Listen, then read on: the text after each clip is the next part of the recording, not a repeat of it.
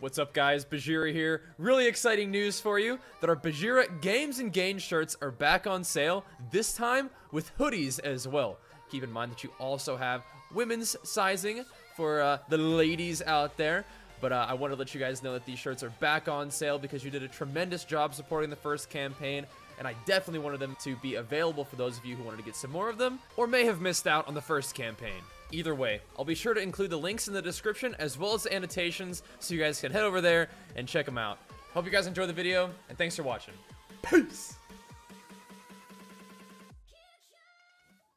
Hey, what's up guys, Bajheera here. Since you guys enjoyed my last Bajheera Warrior tips video so much, I thought I'd make another one for you in a similar vein of Arms Warrior Arena AoE pressure. Now this is going to be a nice example match of Turbo Cleave up against WLS.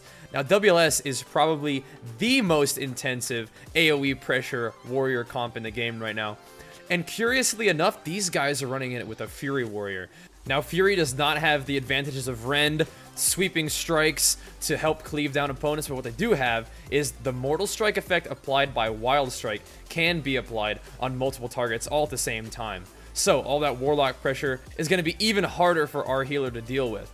But what I'm going to do is exactly what I ended up talking about last time, which is trying to make sure I have Rend on every target, and then as soon as I make contact with the Shaman and Warlock, I'm going to Shockwave them both, pop Recklessness with my avatar and my offensive PvP trinket, and lay down that massive Colossus Smash, Mortal Strike, Sudden Death, Execute proc damage on them. Unfortunately, I do get Blood Horde, so I can't really get a lot of Whirlwinds in there, but that's okay because the majority of my damage was already dealt. Now, I'm going to get Shadow Furied on my charge here, so I'm going to have a hard time catching up to the Warlock. So all I'm going to do is I'm just going to turn right to the Warrior, refresh my Rend on him, get a Mortal Strike up, and then try to escape from him while he's Blade Storming so I'm not taking extra unneeded damage. Now that I've reconnected to the Warlock, I am going to land a nice interrupt on his Unstable Affliction cast, which, thanks to my Glyph of Rude Interruption, is going to give me a 6% damage buff. Now, I'm going to go over my Glyphs and talent choices on my 6.1 Arms Warrior guide, but for right now, just understand that against a lot of casters that you anticipate having uptime against, Glyph of Rude Interruption is an excellent way to boost your damage. But since I no longer have a pummel, I'm going to use my Spell Reflectability on his Sphere right now, and I'm going to immediately turn to the Warrior and try to get some more damage up on him while the Warlock is sitting in his own Fear. Now, as you'll notice, in terms of target selection versus WLS, a lot of times I'm going to spend a lot of time hitting the Warlock. The Warlock is a cloth-wearing class, which you'd think would make them less tanky, but they're still pretty tanky, but one of the main reasons why is because you want to stop as many of their casts of Unstable Affliction and Fear as possible. Unstable Affliction, you know, obviously is heavy dot pressure, but also silences your healer and makes them take damage whenever you're dispelled. And the Fear cast is an excellent CC that can allow the enemy WLS to put a lot of pressure on your team. With the Warlock jumping off the bridge, I'm going to immediately turn to this Shaman. As we talked about before, swapping to healers is an excellent way to really make your AoE cleave pressure shine. Once you have Rends and Flame Shocks from my Enhancement Shaman on the rest of the enemy team, swapping the pressure to the Shaman is going to force the Shaman to keep an eye on his own health bar even more than his teammates. Now, in a good play by him, he is going to pop Ascendance here, which means that every heal he lands is going to heal his whole team up as well. But Ascendance is a big cooldown out of him, and especially if we're looking for AoE pressure, that's one less thing we have to worry about in terms of him being able to save his team. At this point, we're still able to connect to the Shaman fairly well, so we're not going to swap off of him just yet. Even though my Rends have fallen off the enemy targets, continuing to put damage into the Shaman here is going to force his teammates to either come peel for him, which puts them in range for my AoE abilities, or it's going to leave him all alone with me, which is going to let me put a lot of pressure on the enemy team's healer, while my Enhancement Shaman is able to get lots of damage on their DPS. Now right here I notice that the Warlock is ported up, so I'm going to use my Shockwave ability and hit both of these targets with a 4-second stun, and in that stun, I'm going to swap back to the Warlock. Now an interesting play that this Warlock is making is if you look down in their starting area, you can see his pet is just sitting in the starting area the whole time. The reason for that is because he does not want our team to kill his pet. By killing the Warlock pet, you both negate their ability to use Counterspell on our healer, and he also takes extra damage. So that's why he's protecting his pet that way. Really neat play by him. And as we'll see later on, if we decide to attack the pet in that position, things can get very scary. But at this point in the game, the Shaman has escaped my grasp, and I'm just going to immediately turn and attack whatever I can. Now the enemy Warlock is going to land a nice double Shadow Fury on my Shaman and I. And as you can see, the Warlock and Warrior pressure is getting pretty intense at this point.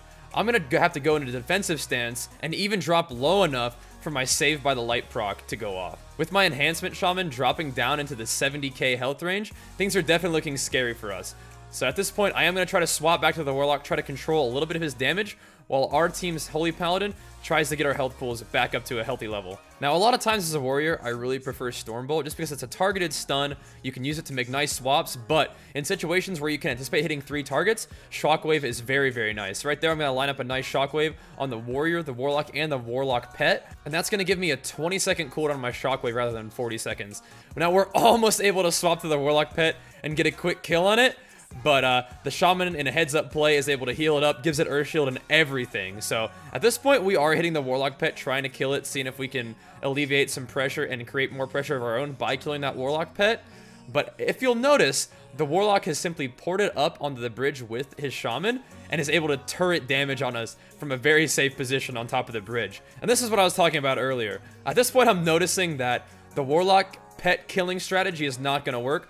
So I'm going to charge back up onto the bridge, land another double Shockwave on the Shaman and the Warlock, which is going to allow me to get my Rens up on both of these targets once again, activate my Sweeping Strikes ability, and begin to deal massive damage to both members of this team.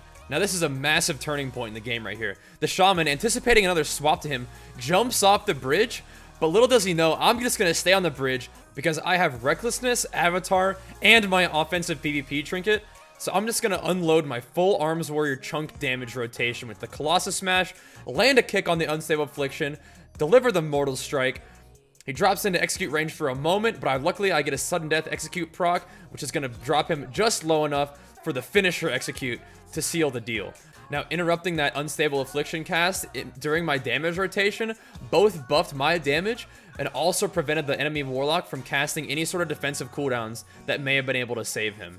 And speaking of defensive cooldowns that may have been able to save him, I had to pop quite a few, seeing as how I dropped all the way down to 45k health, well within execute range, but I get the Die by the Sword off, which would have parried any offensive abilities this warrior could have done, and I also received a bop just to make sure. So, once again, this game definitely is an excellent example of how to spread damage as a warrior, how to hit targets that are available to you, rather than chasing what you can't hit and being frustrated by that. Not only will that keep the game fun for you, you'll also end up dealing massive damage, which continues to put pressure on the health pools and mindsets of the enemy players. Once again, guys, if you enjoyed this style of video, please let me know in the likes and comments. More than happy to do more of these arena commentaries for you. I hope you find them helpful, if not entertaining. Either way, guys, thank you so much for watching, and I will see you guys next time. Peace!